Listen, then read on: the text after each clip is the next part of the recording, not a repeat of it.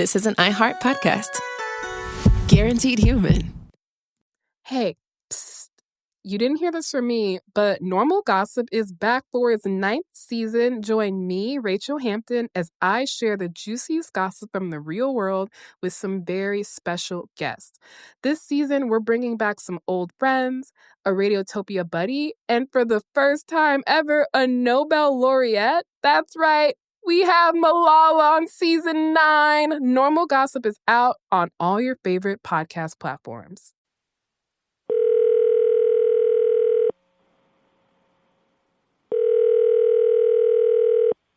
I'm just about to go to work. If this is an emergency, because it's the third time you've called me today. Everything okay with the baby? Yes. Beautiful baby. Mm-hmm. Thank you. I take a lot of pride in that.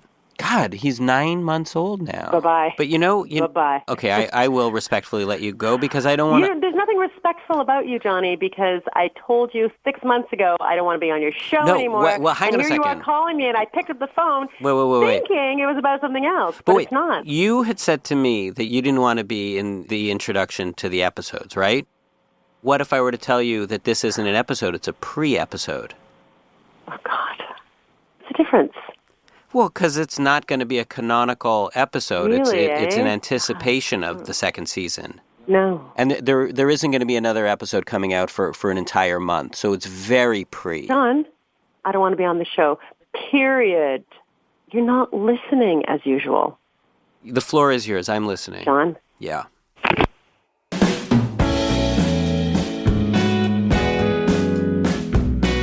From Gimlet Media, I'm Jonathan Goldstein, and this is Heavyweight. Today's preseason episode, Milt.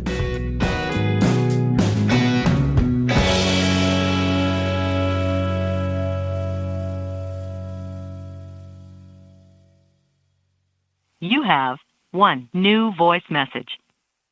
A voice message from my friend Gregor. Something about my podcast, Destroying Lives? Must be a bad connection, I think, because my podcast saves lives. I phoned back to remind Gregor how last season my show repaired his friendship with noted vegan and bald-headed techno musician Moby. In the sense that you forced me into probably one of the top 3 most awkward afternoons of my life. So it was a little awkward in the room, but in the end... No, it wasn't a little awkward. It was incredibly awkward. You're like a nightmare therapist who causes fights. Okay, yes, you felt that way in the moment. I explain how making things right is often preceded by discomfiture. But the main thing was that people were relating to his journey of healing. In fact, I say, the episode generated a very lively discussion on the website Reddit. Reddit? Wow, I finally made it to Reddit. Soon I'll be on 4chan. Thank you for that. When Gregor's done giving me the sass-mouthing of a lifetime, he explains that, in the end, the podcast did more harm than good. He tells me that the episode actually destroyed his father's oldest friendship. Destroyed, I ask? Friendship, I ask? The trouble all started, Gregor explains, when his dad, an 85-year-old man named Milt, sent the episode to his friend Sydney. Sydney hated the podcast so much that he sent Milt a letter, formally ending their 65-year friendship. And that was that.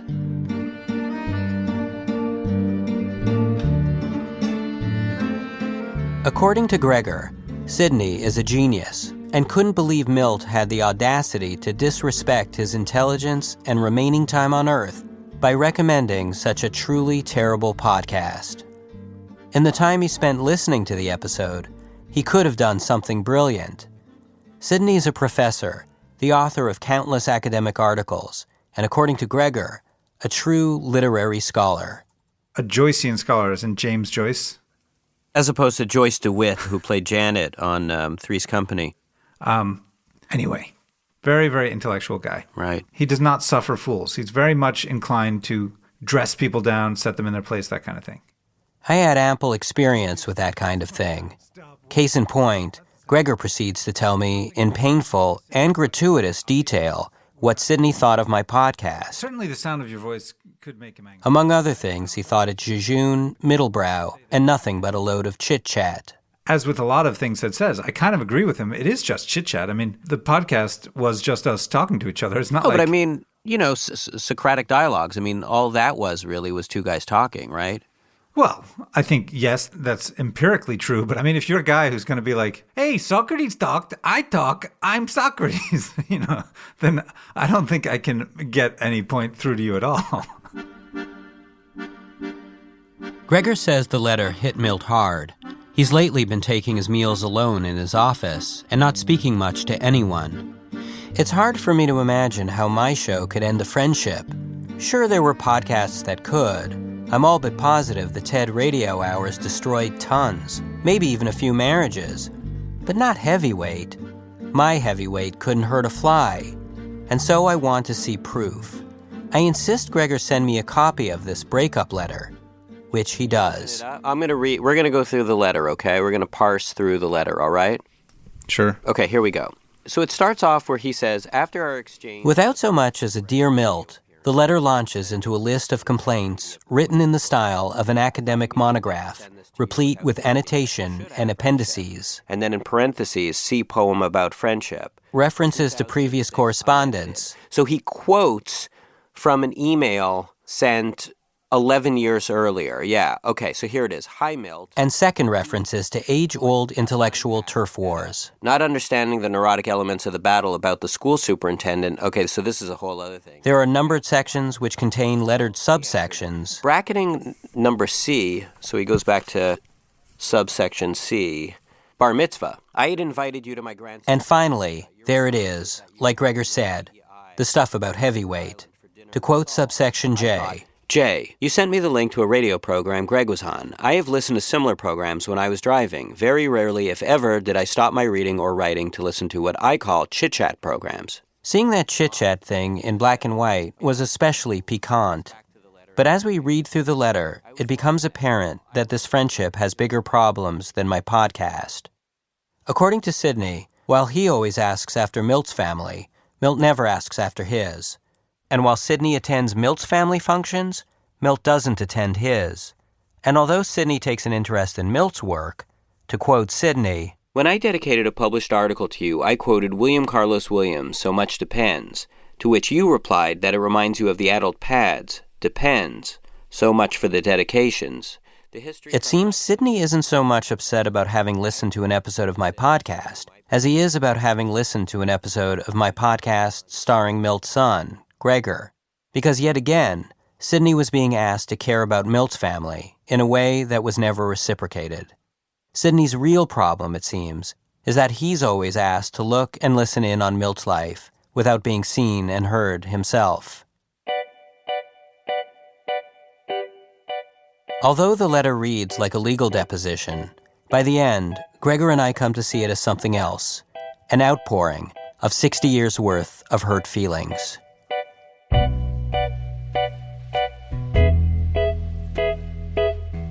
Their friendship began in 1954 in a rooming house in Iowa, where they both attended college. Together, they considered themselves a couple of outcasts who drove to poetry readings in Milt's Model T. Over late-night bottles of Chivas Regal, Sydney would share his theories with Milt about Henry Miller's Tropic of Cancer, and Milt would share his attempts at poetry with Sydney. Almost 70 years later, Milt is now a published poet, but when he finishes a poem, he still sends it to Sydney, whose judgment means more than anyone's. It never changed. The roles never changed. He was still the guy in his life whose opinion mattered most to him about his writing. He would say, here's a thing I did, and Sid didn't just write back like, nice, smiley face, double exclamation mark. He'd write these kind of like a very deep analytical kind of read. Sydney remains a kind of big brother to Milt. This at a time when those older than him, that he can look up to, are dwindling. And now this unique friendship was ending, and the straw that broke the camel's back was my stupid podcast. I mean, well, you see, okay, I mean, obviously you see the irony in this whole situation, right? After waiting a good long while, it was clear that Gregor did not see the irony in this whole situation. I mean, I have a show, its raison d'etre is to unite people, and because of my show, two men in their late 80s who have been friends for the past 60-odd years had a falling out.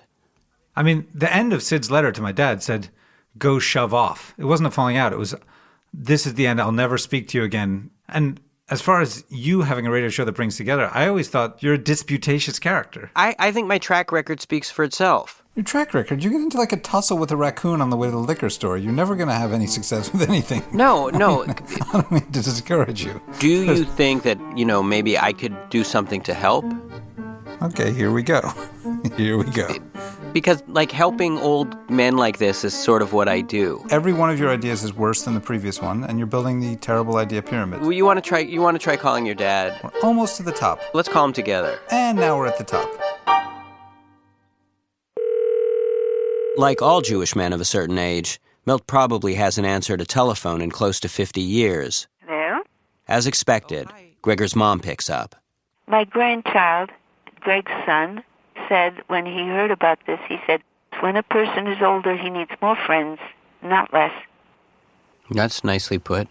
The relationship a person has with a friend is so intense and deep. A friendship, a buddy, wow. Yeah. Okay, here you go. Hello, Grior. Hello, Father Bear? Yes. Oh, hi, Milt. I have Johnny on the phone here. Jonathan, how are you? Good. How are you, Milton? I'm good, thanks. Let me just shut my music off here. Hold on a second. Okay, sure. Milt shushes down what sounds like a Narlands Dixieland jamboree marching through his den, and I ask if there's a way in which perhaps Gregor and I could help make peace between himself and his friend. Are you talking about Sydney? Yeah. I mean, he's very brilliant. He's written at least 200-300 articles. He's a walking encyclopedia about literature. Nobody knows more than he does, but he's more trouble than he's worth. I don't think you realize how crazy he is and difficult to negotiate with. I try to explain how there's nothing really that crazy about Sydney at all. Really, all he wants is more give and take in their friendship. But Milt is too dejected to hear me. I think he's broken up with me. I think he doesn't want to have anything to do with me now from the letter he sent. I think it's over. Forget about Sydney. All right, I'm going to fix this, Dad. Don't you worry. No, I don't want to fix this for you. I don't want to fix Greg. All right, if you've given up, you've given up. Your mother's listening to the Dalai Lama on John Oliver. Hey. Yeah. Tell him to watch. Yeah. He knows about it. He knows about it. All right. Mom peals of laughter at John Oliver. Right. Yes. Talk to you later. Dalai Lama did an impression of Trump. All right. Can't understand the word. I'll talk to you later. Okay. Bye. Okay. Gregor? Yes, sir. Okay, so you heard your father, that's it. I thought your mission on Heavyweight was to resolve conflict. My father's just feeling hurt. I got to massage him a little bit. As far as I'm concerned, end of Act 1. And what better way to enjoy the end of Act 1 but with a message from our sponsors.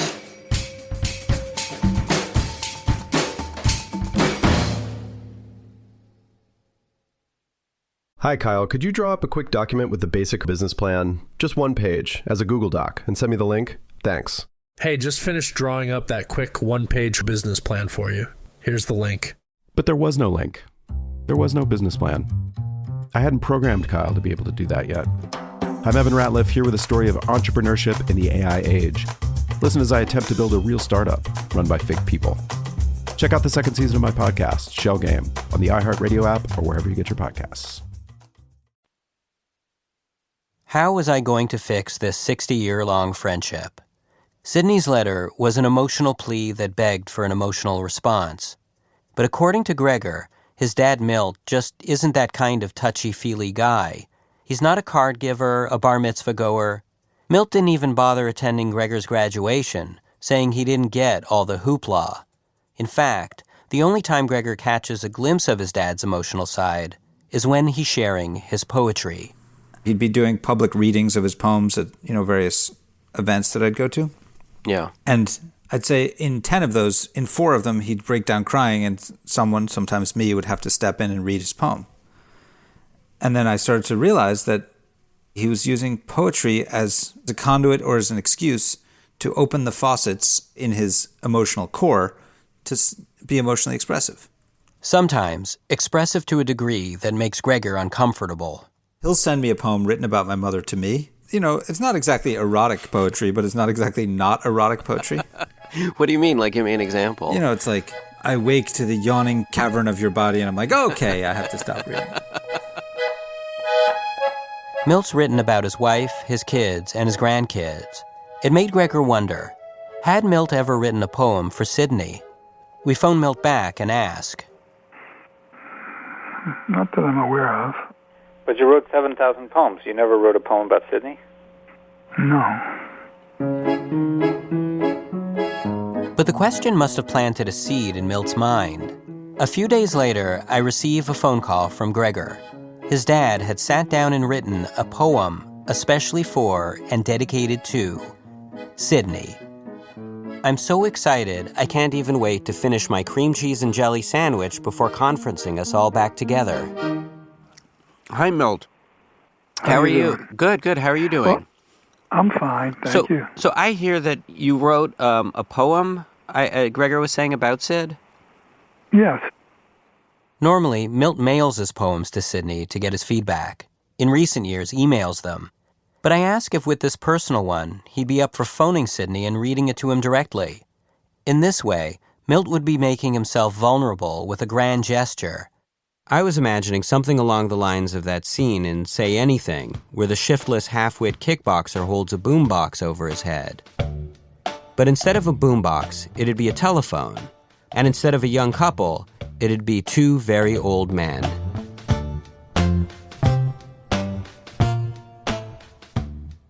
After a long pause, Milt says, I could do that. But then, after an even longer pause, he begins to equivocate. He's extremely critical, and, you know, he also wrote an introduction to one of my books that was pretty insulting about I write poetry like I'm going to garage sale or something. Why would you publish in your own book of poetry an introduction in which someone is insulting your works? I don't know. Once again, Milt was presenting his work at the feet of the master. But this time, it wasn't just for critique. It was to make amends and win back his oldest friend. And that was scarier. Why don't I connect you guys? Yeah. Gregor, so we're not going to speak, right? I think we stay out of it. I don't see how we could possibly do any good. Yeah, well, because normally, you know, I like to interlocute, right? No, you're an interlocutor. Call him up. Let's see if he's home and if this whole ship is going to run right into the iceberg or what's going to happen. I'm going to get him on the phone. Okay. Okay, here we go. Calling him up.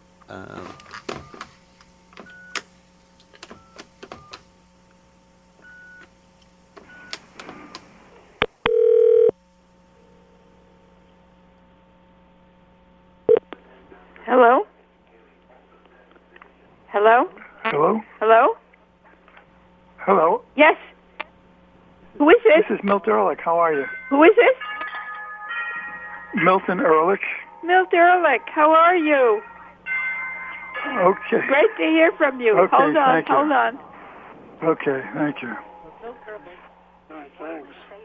Hi, Milt. What a surprise. How are you? Oh, okay. Go ahead. Yeah, I'm okay. But the reason I'm calling is Greg's friend, Jonathan Goldstein. He wants me to read a poem I wrote to you. He's on the phone right now, I believe. Jonathan, are you there? Yes. Hi I there. see. It's a group call. That's interesting. Yeah.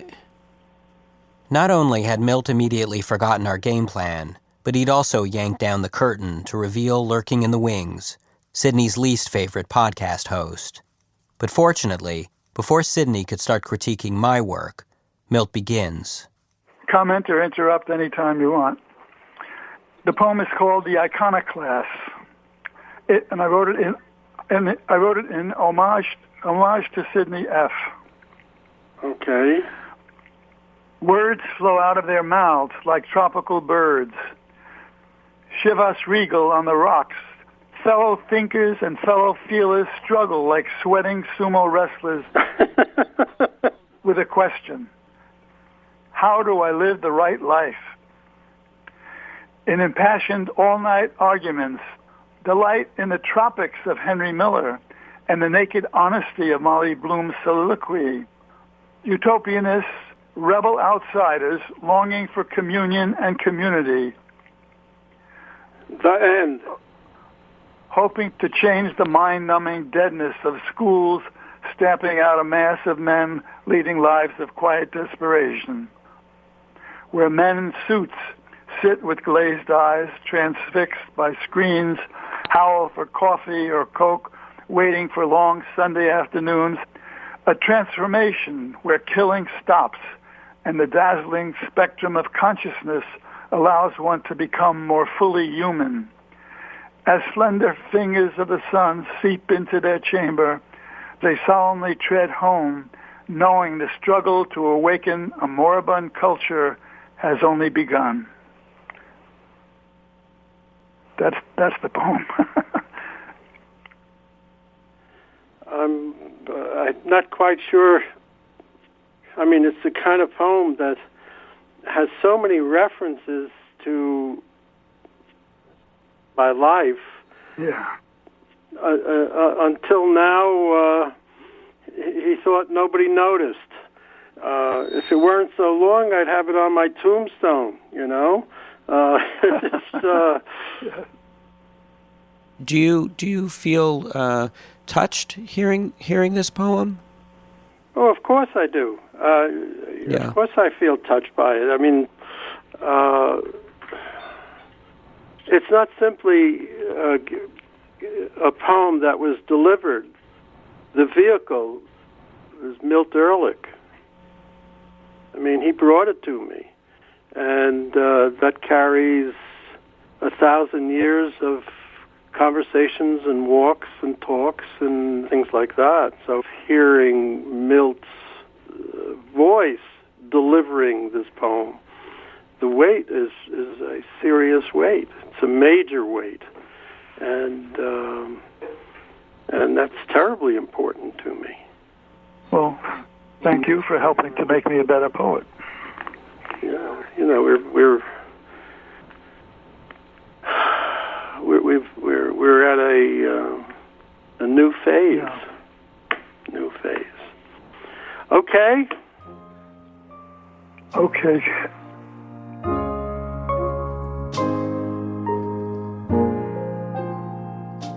There was no reference to the letter, nor to their not speaking. In other words, not a lot of chit-chat. But by the end of the call, things felt back to normal. So much so that, just as we're all about to get off the phone, Sidney says, as he always does, Say hello to the family, Milt. Say hello.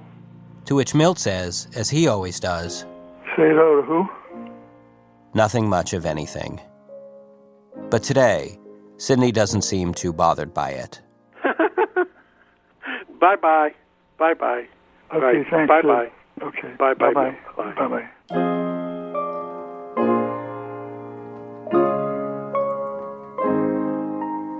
I asked Milt how he feels the whole thing went, and he says, better than he expected, that sometimes a person just has to take one for the team, for the greater good of the friendship.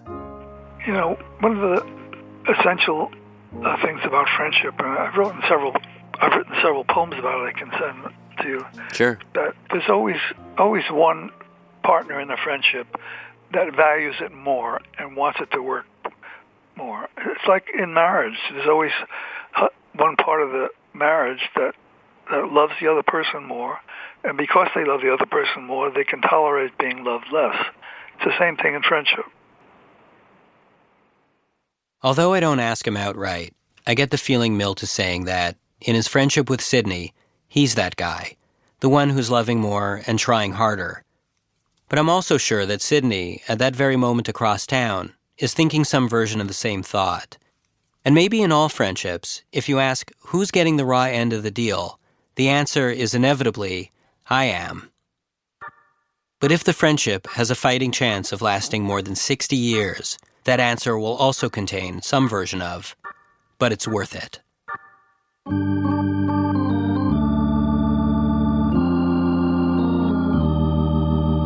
Before we get off the phone, Milt has a question for me. The last thing he said, give my regards to who? Did you hear? Oh, he said to give regards to your family. Oh, family. I couldn't hear what. Yeah, you might want to email him to just say to give regards to his family. He might be sensitive. What would this friendship do without me?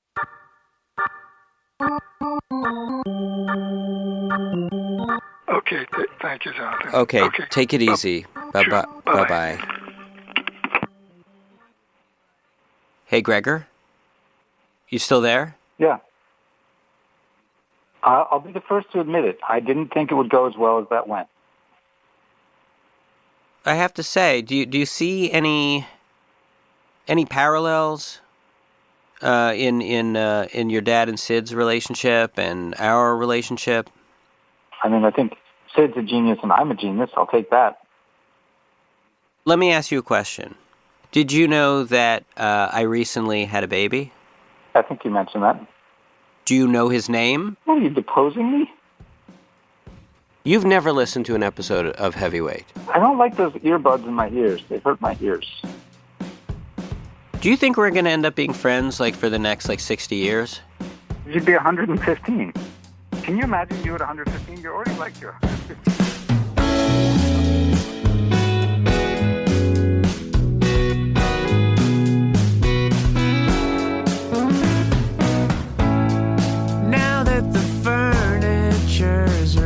Returning to its goodwill home.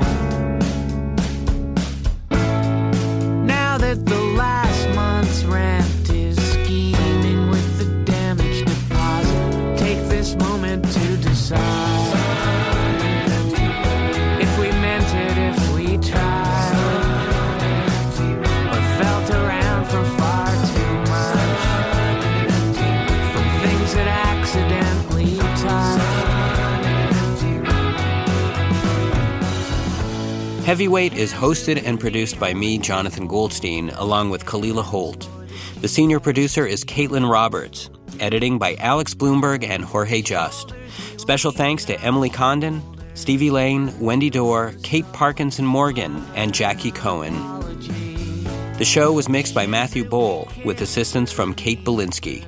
Music by Christine Fellows and John K. Sampson.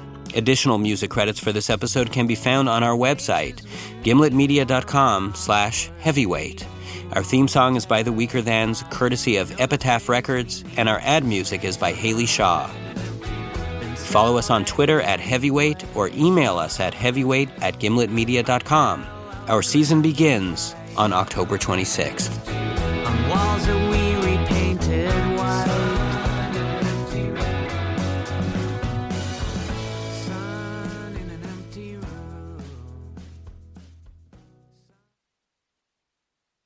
You better get yourself a new pair of headphones, my friend, because there's a lot of great stuff coming your way in season 2. Are you threatening me? I'm working on some stories, and some of them take place in Canada. You're working on stories that take place in Canada? I'm going to go change my underpants. I don't like when you say that. And my friend Jackie, she's coming back, I think. She's just... How do I know your friend Jackie? You've met her several times. Name doesn't ring a bell. Hey, everybody. Exciting news. We're thrilled to share that our show was named one of the best of 2025 by Apple Podcasts. Thank you for listening and joining us on this journey straight to the top. If you're new to the show, we recommend you check out a few of our favorite episodes like Rob or Gregor or Christina. We're also in good company on this list, so be sure to check out the full Best of 2025 collection and discover other amazing shows right now in the Apple Podcasts app. This is an iHeart podcast. Guaranteed human.